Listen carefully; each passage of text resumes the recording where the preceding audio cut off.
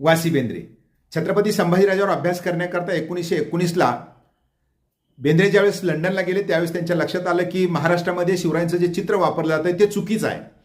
आणि म्हणून त्यांनी ज्यावेळेस अभ्यास सुरुवात केला तर त्यावेळेला फ्रान्सवा व्हॅलेंटन नावाच्या एका समकालीन अशा प्रकारच्या लेखकाच्या एका पुस्तकामध्ये त्यांना चित्र आढळून आलं. ते चित्र ज्यावेळेला छत्रपती शिवाजी महाराज दक्षिण मोहिमेवर होते तर त्यावेळेला हर्बर्ट डी जागर नावाच्या डच चरित्रकारानं समोर उभारून चित्र काढलेलं होतं आणि ते चित्र गोळकोंड्याच्या तिथं असणाऱ्या म्युझियममध्ये उपलब्ध होतं. त्या चित्राची विक्री ज्यावेळेस किंवा त्याच्या परवानगीनं फ्रान्सवा बेलेंत्याने आपल्या पुस्तकामध्ये घेतलं आणि ते पुस्तक यांच्या हाती लागलं. वासी बेंद्रेंच्या 1920ला ते भारतात आणलं. 1933ला ते सर्वांसमोर त्या ठिकाणी प्रदर्शित केलं.